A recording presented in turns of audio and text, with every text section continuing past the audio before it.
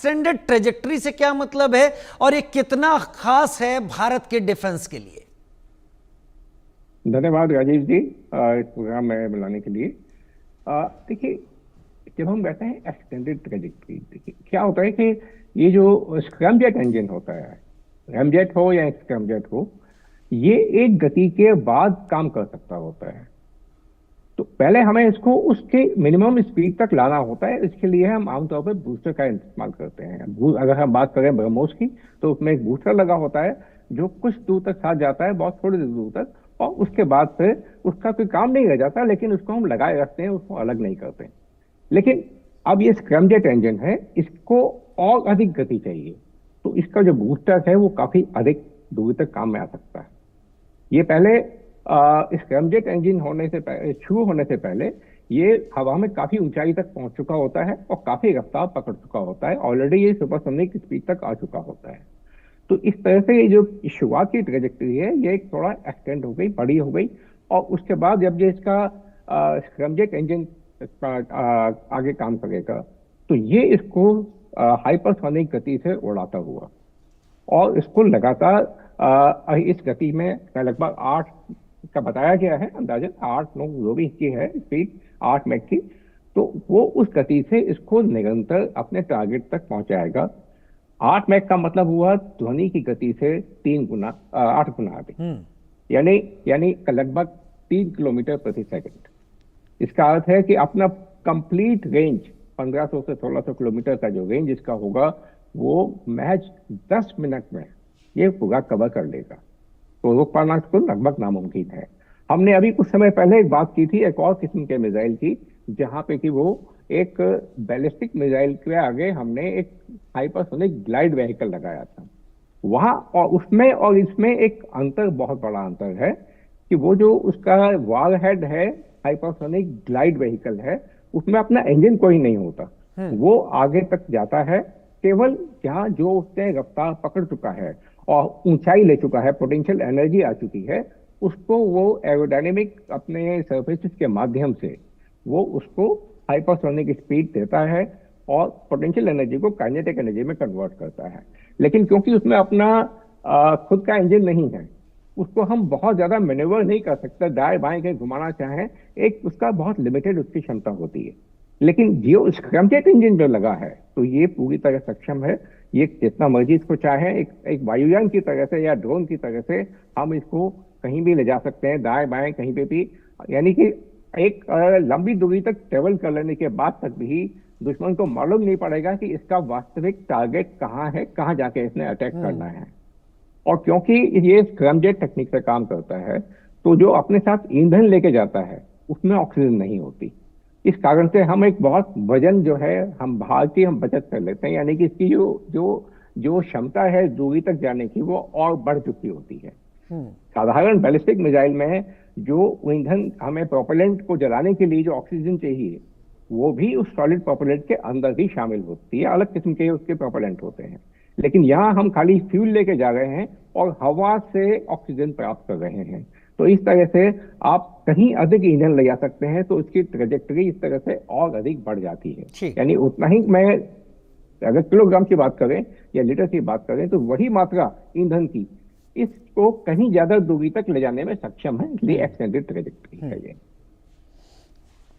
जो कुछ भी आपने सामने रखा, मेरे पास और भी सवाल हैं, उन सवालों के साथ आपका रुख करूंगा। लेकिन मेजर जनरल जेके बंसल, एक स्ट्रेटेजिक डेप्थ होती है हर नेशन के पास, जो कि किसी भी एडवर्सरी के खिलाफ बहुत कारगर होती है।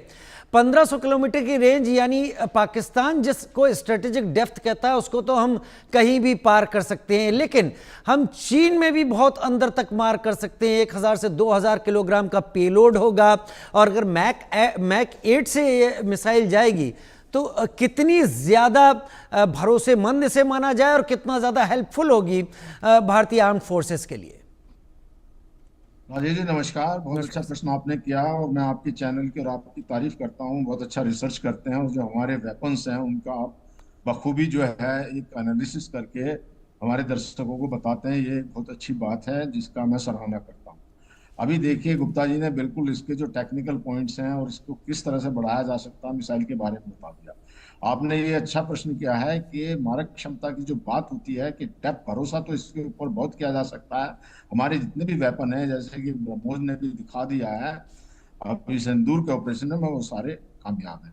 आजकल जमाना जो है वो ड्रोन और मिसाइल्स का है, और मिसाइल्स की भी मारक क्षमता के ऊपर डिपेंड करता है कहाँ कहाँ तक जानी है, कवर हो जाएगा। और चीन के अंदर भी काफी हद तक ये मार करेगी, जिसमें कि 1000 से 2000 किलोग्राम तक का जो एक पेलोड लेके जा सकती है ये।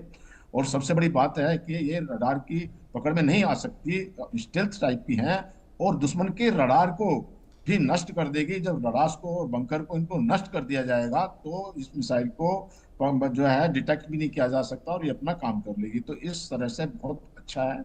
जो भारत में आज की तारीख में जो डीआरडीओ है वो बहुत ही गति से जो मिसाइल्स और हमारे जो वेपन्स बना रहा है, ये सब सराहनीय है। सब अपने इंडिया में बन रहे हैं, और जो बाकी विदेश के से लोग हैं उसके बारे में सब जानकारी प्राप्त करना चाहते हैं और इन जो वेपन्स को खरीदना भी चाहते हैं। तो ये एक बहुत बड़ा अचीवमेंट है, सफलता है, जो कि भारत का जो है वैज्ञानिक और डीआरडीओ ने किया है। मैं उसके लिए डीआरडीओ को और सारे वैज्ञानिकों को और गुप्ता जी को भी बधाई देता हूँ। जी। आप डीआरडीओ के वैज्ञानिकों को बधाई देते हैं जो कुछ भी डीआरडीओ के वैज्ञानिकों ने किया है, लेकिन भारतीय सेनाओं के लिए ये किस तरीके से गेम चेंजर होगी जेके बंसल साहब? देखिए अभी जैसे इसके बारे में सेना को क्या चाहिए, उसको जो कैरेक्टरिस्टिक चाहिए कि कितनी मारक क्षमता होती है, दूर तक कितना पेलोड लेके जा सकती है। अब इसकी 1500 किलोमीटर है और 2000 किलो तक ये पेलोड लेके जा सकती है, और बिना डिटेक्ट किए, दुश्मन इसको डिटेक्ट ना करे, वो जाके अपनी को मार के आ जाएगी और उनके रडार को, क्योंकि उनका जो एक एयर डिफेंस सिस्टम है उसको खत्म कर जाएगी। इससे ये देखिए बहुत बड़ी उपलब्धि है। अगर ये सब कुछ मिल जाता है तो दुश्मन रास्ते नामूद हो गया। हमारा जो एक टारगेट है, या जो हमारा एक टारगेट और जो हमारा एक वो अचीव हो जाता है, ये बहुत बड़ी बात है। क्योंकि अगर ये सारी हमारी मिसाइल्स के अंदर में खूबियत हैं तो, और वो भी सबसे बड़ी बात है ये स्वदेशी है, जितना चाहे हम बना सकते हैं, जितना हमको म्यूनिशन चाहिए उतना जब जरूरत हो वो उसको एस्केलेट किया जा सकता है। अगर बाहर के ऊपर डिपेंड करने वाली बात हो जाती है तो इसकी कोई गारंटी नहीं होती कि समय पर आपको उतनी मिसाइल्स या उतना गोला बारूद या आपको वेपन्स मिलेंगे। जैसा कि आप देख रहे हैं कि यूक्रेन के अंदर में, मैं बार बार यही कहता हूं कि उसको जब कुछ मिल जाते हैं तो चला लेता है, नहीं मिलते तो एकदम बिल्कुल डिफेंस लेस हो जा सकता है। और जब वो समय मिलता है दुश्मन को, जब आप डिफेंस लेस होगे तो उस थोड़े से समय के अंदर दुश्मन आपको बर्बाद कर देता है। तो ये जो हमारा एक आत्मनिर्भरता है जिसको डीआरडीओ कर रहा है, आत्मनिर्भर भारत को जो प्राइवेट प्लेयर हैं वो भी आगे हैं मैदान में बनाने के लिए, तो एक बहुत बड़ा अचीवमेंट आत्मनिर्भर भारत के लिए है। जी राजीव जी, ये बहुत बड़ा अचीवमेंट है। और ये आत्मनिर्भरता जिसकी बात इस वक्त जेके बंसल साहब कर रहे हैं, वो आत्मनिर्भरता वही है कि the more you sweat in peace the less you bleed in war. इसलिए पीस के टाइम पर आपको खुद को तैयार करना होगा, नहीं तो आपकी हालत